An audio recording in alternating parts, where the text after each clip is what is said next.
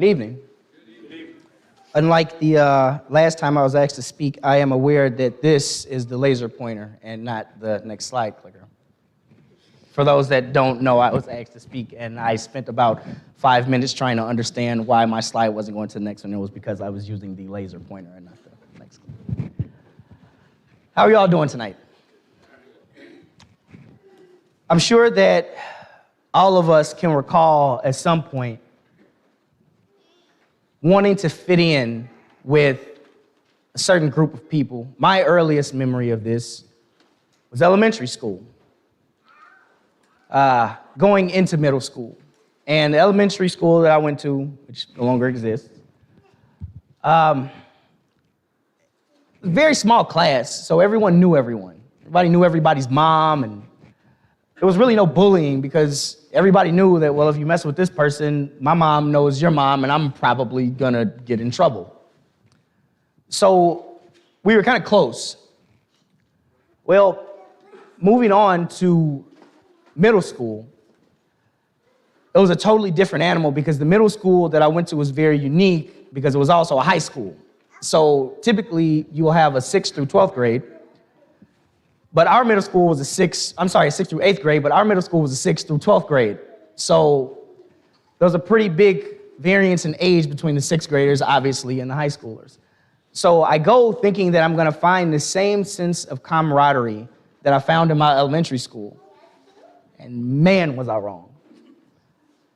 I can remember the first day that I was there, I ate lunch at a table by myself because I didn't know anybody. And nobody knew me. See, the kind of social hierarchy hadn't yet been established. We didn't know who the cool kids were. We didn't know who the geeks were, who the nerds were, and all types of other crazy labels that kids give each other nowadays. But I can remember thinking, like, man, if they just got me, I would have more friends. And I think that all of us at one point have felt like that. They just don't understand me. And if they did, maybe our relationship would be different. Has anybody ever felt like that before? Like, they just don't get me. Maybe if they did, things would be different. Because people judge. Everybody judges for different reasons. I would present for your consideration a couple of reasons why people may judge, why we may judge. Insecurity and low self-esteem. Sometimes it just makes people feel better about themselves to put somebody else down.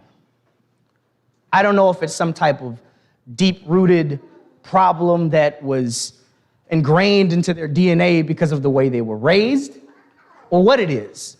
But some people just really feel better about themselves when they make somebody else feel worse about themselves. Maybe another reason is because judging has always been around. It's just always what we've done.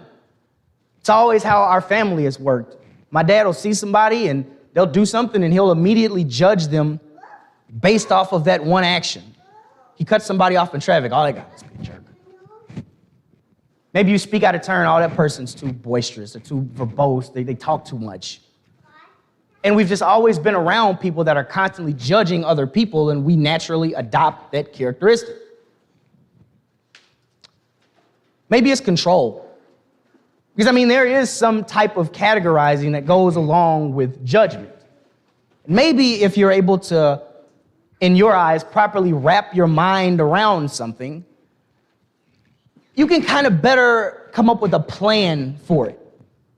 If it gets out of pocket, if it gets out of hand, you kind of already have a contingency plan because I'm judging how this thing acts or is based on my past experiences, so I'll know how to handle it. Stereotype reinforcement.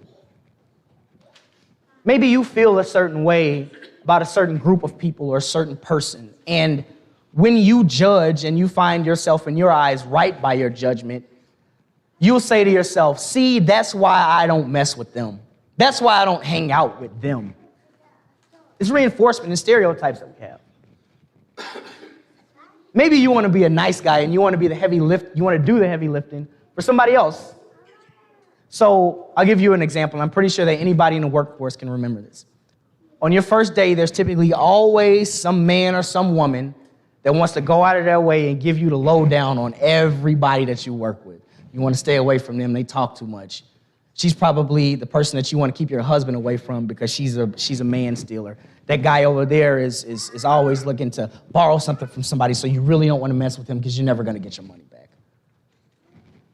We do the heavy lifting for somebody else, and we look to cause somebody to, or I shouldn't say cause somebody, we look to alleviate the burden of having to properly assess somebody for someone else, so we'll tell them what to expect out of this person without allowing them to do it ourselves. We're such nice people. Past experiences. I had a situation where I was asked to do a class experiment when I was in college, and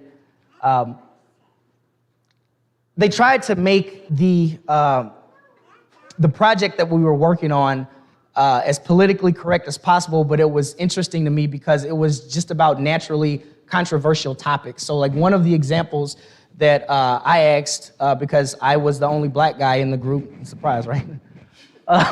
I was the only black guy in the group, so they asked me, well, I mean, have you ever run into an instance where somebody's been racist towards you? And I'm like, I mean, I'm so oblivious to everything. I just see myself as a guy, not as a black guy, just like I see everybody here as a person, not white people or Hispanic people or whatever. So I'm like, well, I mean, I guess. I can remember when I was on this elevator one time, and this lady, older lady, she was in the elevator with me, and I stepped on, and I was like, hey, ma'am, how's it going? And I stepped back, and there's that awkwardness where I go to push a button, and she's like, oh, what floor are you going to? And I'm like, oh, I'm going to this floor. So now you kind of got this war going on between whose finger is going to reach the button first, right? So my finger reaches the button first, and she kind of grabs her purse, and she kind of stands away from me, and she's kind of looking at me until we get to the floor that we're on, and then she kind of gives me and she walks away. And like, I guess, I mean, if you want to consider that racism, which I wouldn't, I guess that's the closest that I've experienced to it, but there are some people who will have an experience, a negative experience with someone or a group of people, and the next time they see somebody that looks like that, assume that that's how they all are. And past experiences will cause us to judge someone. See, we think we know someone based on the knowledge that we have, and that knowledge deems us worthy or qualified to define their character. The thing about us as people is that we want to be accepted, though. We want to be appreciated. I mean, just think about it. Doesn't it make you feel good when someone appreciates you? When you do something for someone and they say thank you. Or maybe they know the type of person that you are and they're constantly giving you praise. It makes us feel good to be appreciated. And we're going to take a look at appreciation. Look at Genesis 4. When it was time for harvest, Cain presented some of his crops as a gift to the Lord. Abel also brought a gift, the best portions of the firstborn lambs from his flock. And the Lord accepted Abel and his gift, but he did not accept Cain and his gift. And this made Cain very angry, and he looked dejected. And all of us know how the story ends, or rather begins. And I'm certainly not suggesting that Cain's desire for acceptance is the reason that he killed his brother. But this portion here, this made Cain very angry. What made Cain very angry? He didn't feel accepted. He didn't feel accepted. And what is it about acceptance that is so important to us? You see, when you appreciate it, generally speaking, this brings about acceptance. And acceptance, generally speaking, brings about a sense of belonging. And we're going to take a look at what happens when we have a desire to belong. 1 Samuel 8, 10, and 20 is up on the board if you aren't able to read along, or if you would prefer to read along on the board. So Samuel passed on the Lord's warning to the people who were asking him for a king. This is how a king will reign over you, Samuel said. The king will draft your sons and assigned them to his chariots and his charioteers, making them run before his chariots. Some will be generals and captains in his army. Some will be forced to plow in his fields and harvest his crops. And some will make his weapons and chariot equipment. The king will take your daughters from you and force them to cook and bake and make perfumes for him. He will take away the best of your fields and vineyards and olive groves and give them to his own officials. He will take 1/10 of your grain and your grape harvest and distribute it among his officers and attendants. He will take your male and female slaves and demand the finest of your cattle and donkeys for his own use. He will demand 1/10 of your flocks, and you will be his slaves. And when that day comes, you will beg for relief from this king you are demanding. Then the Lord will not help you. But the people refused to listen to Samuel's warning. Even so, we still want a king, he said. And this is the kicker. We want to be like everybody else. What was one of the purposes of the children of Israel? They were to be lights. They were purposed to stand out and be different. But see, being different gets you ostracized. You're exempt. You're weird. And it puts people in a position that they don't want to be in, which is one that is separate and apart from the group. And they just wanted to be like everybody else because they wanted to belong. And everybody wants to fit in, right? Everybody does. Let's take a look at another biblical example. Mark and Craig and others that have stood up here have said what they think is the saddest Bible verse that they've heard. I think this is probably going to be mine. John 12:42-43. Many people did believe in him, meaning Jesus, however, including some of the Jewish leaders, but they wouldn't admit it for fear that the Pharisees would expel them from the synagogue, for they loved human praise more than the praise of God. And the reason that this is one of the saddest to me is because this first portion here, many people did believe. They believed. They went purposely against something that they knew to be true because they valued belonging and fitting in more than the truth itself. And the truth is that we care what people think. In some instances, because we just want to fit in, belong. How does that work in the life of a Christian when you're called to do the exact opposite of that, to stand out, to be a light? We have this dichotomy, and we have this conflict that arises between our innate human desire to fit in and to be part of a group versus God's calling for us to stand out from that group when it's wrong. But you know what? We know that people are going to judge us. We know that people are going to form opinions about us. What if there was a way, though, that we could control or at least influence somebody's judgment at the time they're making the judgment? Can anybody think of how it is that we do that? Oh.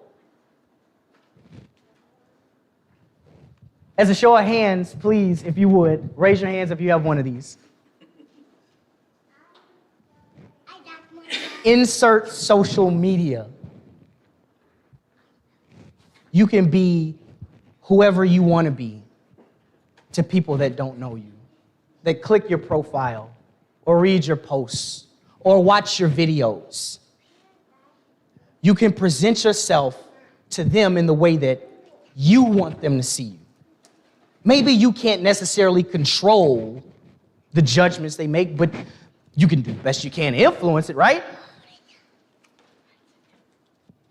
So you control the narrative. That's what you do. You control the narrative. So what do, right? Let's think of some ideas. What are things that people like, right? People want to think I'm fun.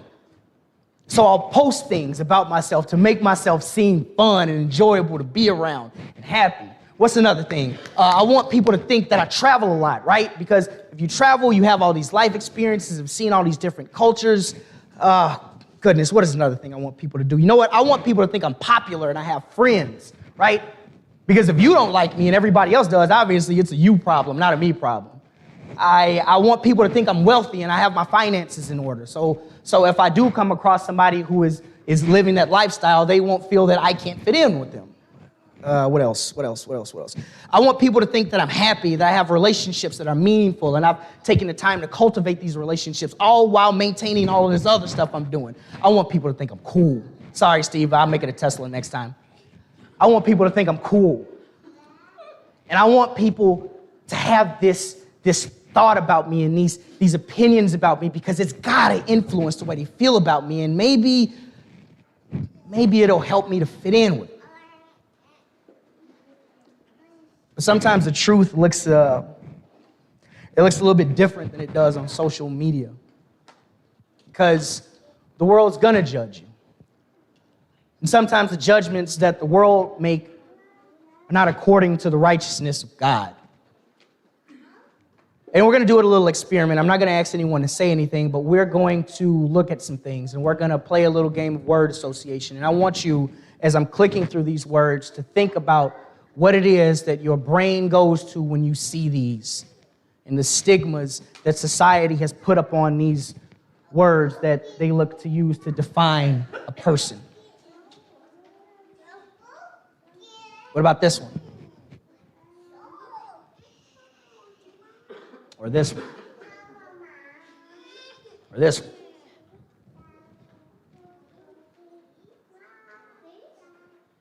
Already, our brains are already thinking about things, ways that we would judge potentially.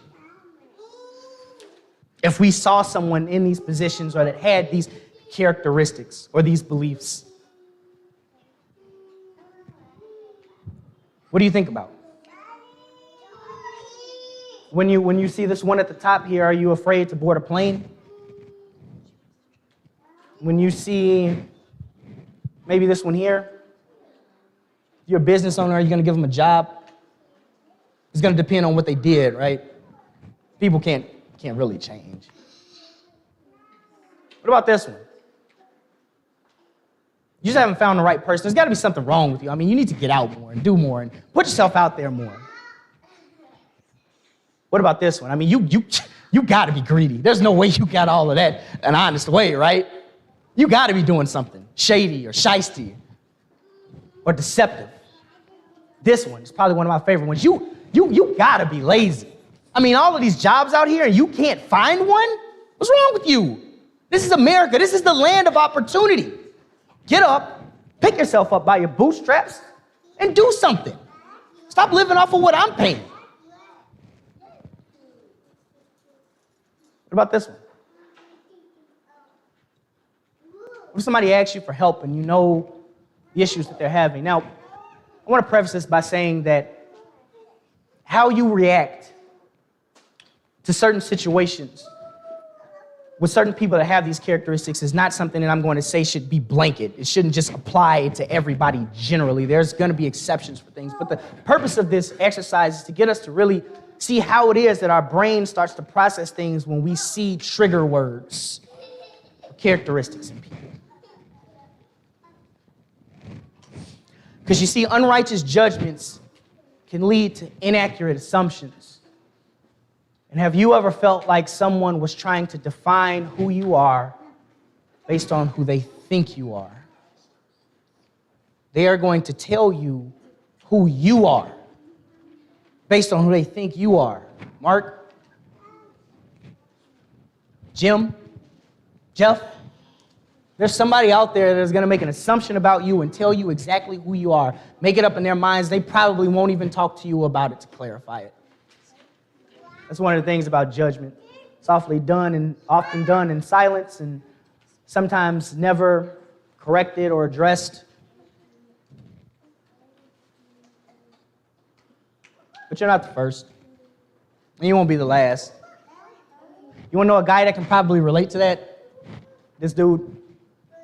For those of you that may not be able to see it in the back, this is Job, and we're going to be looking at chapter 1, verses 6 through 11. One day the members of the heavenly court came to present themselves before the Lord. And the accuser, which is a word that is going to be very, very important later on in our lesson, Satan came with them. Where have you come from? The Lord asked Satan. Satan answered, Lord, I have been patrolling the earth, watching everything that's going on. I've been messy. Then the Lord asked Satan, have you noticed my servant Job? He is the finest man in all the earth. He is a blameless man of complete integrity. He fears God and stays away from evil.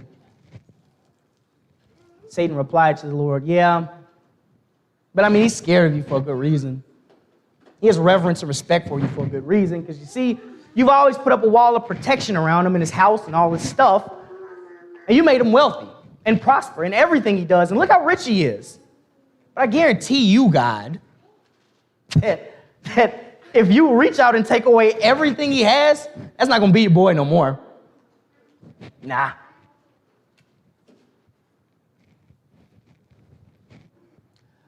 Let's take a look at Job 2, 1 through 15. I apologize. I need to fire my editor. One day the members of the heavenly court came again to present themselves before the Lord, and the accuser, Satan, came with them.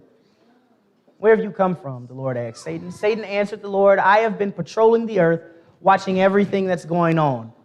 I'm still messy. Have you noticed my servant Job? He is the finest man in all the earth. He is blameless, a man of complete integrity. He fears God and strays away from evil, and he has maintained his integrity, even though you urged me to harm him without cause. And Satan replied to the Lord, skin for skin. A man will give up everything he has to save his life, but if you reach out and take away his health, he will surely curse you to your face. It's quite the accusation. Before we move on, I want to bring out a couple of points that I would like to bring to your attention in the book about Job and some things that I found in studying. Did you know that there are some people that believe the book of Job is not literal and it's poetic? But this is refuted because in the book of James, chapter 5, specifically starting around verse 11, it references Job as an actual person and makes mentioning of his suffering. I found that interesting that there were some people that actually thought that this was just poetry and it didn't really happen to someone. Second point is that this story is not simply about the conversation between God and Satan, nor simply about Job himself. I found in studying this that one part of it that may be missed is that it is actually about a point emphasized in John 10, 27 through 28, and it's talking about how God knows his sheep, Jesus knows his sheep, and his sheep know him. And we're going to look at that and examine that a little bit later on. Because maybe Satan's accusation wasn't really about Job. Faith does not exempt us from tribulation. It sustains us through it. Because you see, so many times I see people on TV, prosperity ministers, that'll say, you know, you believe in God and you claim it and it's yours, and they cause the gospel, or they attempt to cause the gospel to just devolve into this wanting in exchange from God for stuff. If you're faithful to God, you can get that house. If you're faithful to God, you can get that wife or that husband or those children or that car or that promotion. And you essentially you essentially destroy a relationship, and you cause it to just be diminished to this point where God wants to be with you for all eternity, but you just kind of want his stuff here. Faith is not something that is going to prevent us from having suffering and challenges. Faith is the thing that sustains us through those things. There is a difference between questioning God, which is a lack of comprehension, questioning in God, which is lack of faith. Just a couple of points that I would like for us to consider before we move on. And here goes that word again.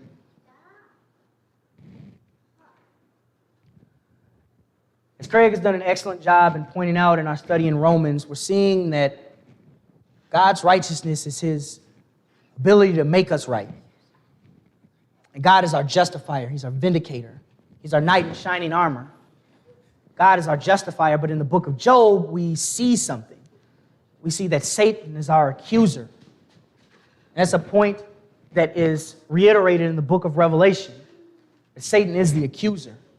And the antithesis of the justifier who places one in a state of vindication by power and authority is the accuser who seeks to place one in a state of condemnation through insinuation and lies. And it's important that we know the difference between these and we see how different God's character is from Satan's. God knows us. Satan does the best he can to learn us. You see the difference. God knows who we are, but Satan studies us. And it's not that he knows us. He just tries to get to know us. But there's an intimacy shared between God and his creation that Satan cannot hope to comprehend because he didn't make us. And this is a point that I want us to consider.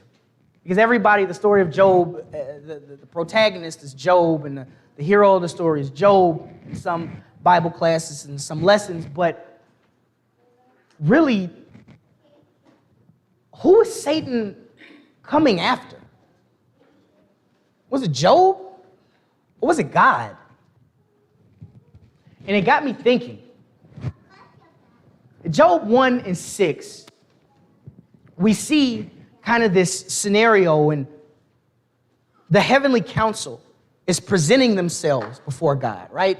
So this leads me to believe that there were more people there, or more beings there, than just God and Satan, right? What if Satan couldn't care less about Job's faithfulness? What if Satan was trying to prove a point to the heavenly council that God doesn't know what he's talking about? What if Satan was trying to prove a point that God doesn't know his creation? God can be fallible and he can be wrong. Now, this is just speculation on my part, so please don't take this as scripture. Feel free to discuss it with me if you want afterwards. But it's my opinion that Satan waited for this moment specifically because he wanted to test God's character and puts God's truthfulness and intimate knowledge of his creation on trial. Because you know what ultimately Satan was saying? You don't know him. You don't know him. You don't know him like I know him. Because I'm telling you that if you take things away from him, he's not going to be faithful to you. And God takes him up on the offer. Satan is essentially saying, I know your creation better than you do. I know him better than you do. And I'm not only going to prove it to you, I'm going to prove it to this heavenly council, whatever that looks like, I don't know. But I'm going to prove it to more than just you, because maybe if I can prove to them that you're a liar, they'll follow me. My opinion. This is what I do know what is scripture. God used Job's faith to dispel Satan's accusations. And here are a couple of lessons we can learn. Job's faith glorified God. Job's faith glorified God because it proved that God does know his creation intimately. Not in a way where he's like, I think somebody's... If you ask me, is Alexander going to be quiet throughout this lesson? I don't know. I can't tell you what he's going to do. God can tell you what you're going to do. He can tell you what's going to lead to things and what your behaviors will lead to. God has this intimate knowledge, and Satan was trying to accuse him and say that he did not. Job's faith glorified God and proved him to be honest and truthful. There is no knowledge that is higher than God's wisdom. People can assume things about you and call you things, but who are you going to listen to? Are you going to listen to them, or are you going to listen to the God that has redeemed us back to himself because of his love? God knows us better than we know ourselves, especially in moments when we don't even know who we are. And I don't know if you've ever been here, but I have. See, some of the worst things that I've ever done in my life has been after I've been baptized. And I'm not saying that to brag, but I'm saying that to be honest and be truthful with you. And there were times when I would do things and I knew what the truth was, and I felt like I didn't even know who I was anymore, because it's like, here I am doing these things that I know are wrong, but I know the truth. Like, what is my deal? What is my problem? What is my malfunction? And it's like, I didn't even know who I was. But you know who did even when I didn't? God did and does. And it's the same for all of you and the same for all of them. God knows us, and we cannot forget that. Because, see, we work in excuses, but God works in solutions. And let's take a look at a story in Exodus 4, 10 and 11.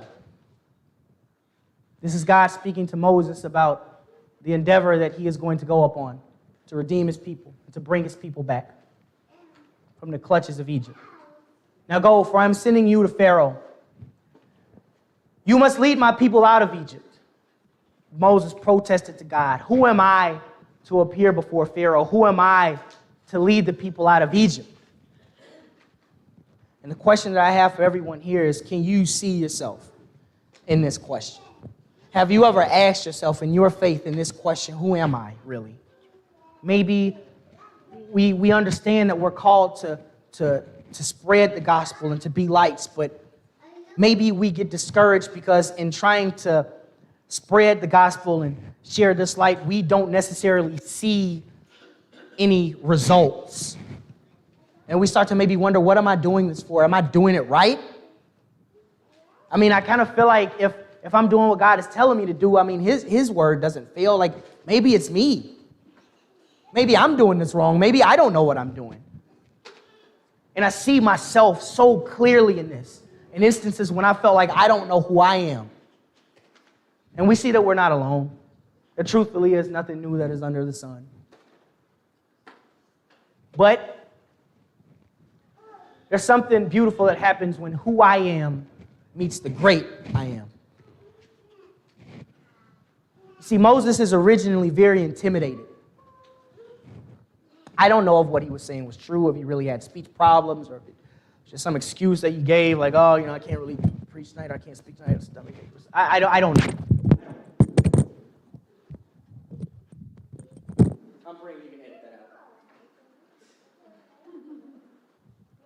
Moses was originally hesitant, unsure, intimidated, and scared. But let's take a look at something very interesting that happens in Exodus chapter 8. Then Pharaoh summoned Moses and Aaron and begged, plead with the Lord to take the frogs away from me and my people. I will let your people go so they can offer sacrifices to the Lord. You set the time, Moses replied. Tell me when you want me to pray for you, your officials, and your people. Then you and your houses will be rid of the frogs. They will remain only in the Nile River. Do it tomorrow, Pharaoh said. All right, Moses replied. It will be as you have said. Then you will know that there is no one like the Lord our God. The frogs will leave you and your houses, your officials, and your people. They will remain only in the Nile River. The interesting part to me begins right here. See, I thought that Moses was a little bit too scared or intimidated to say anything. But do you see the confidence that he is starting to get? And is it in himself? No, it's in God. God will give us a confidence. That scripture talks about God making us more than conquerors.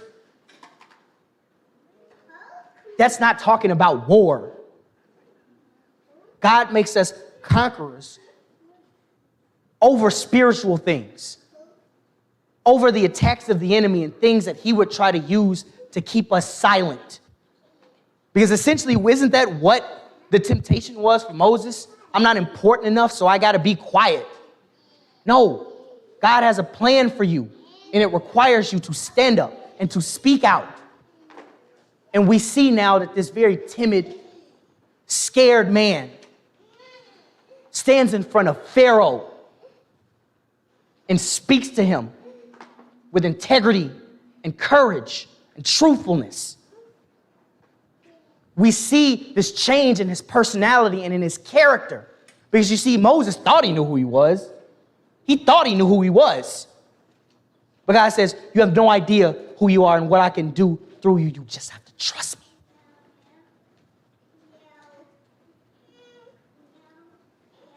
So again, as we move toward a conclusion, the world will define you, but not by righteousness. And we look again at our word association and go through these again. And our minds are probably still going to the same places that they went when we were looking at these the first time.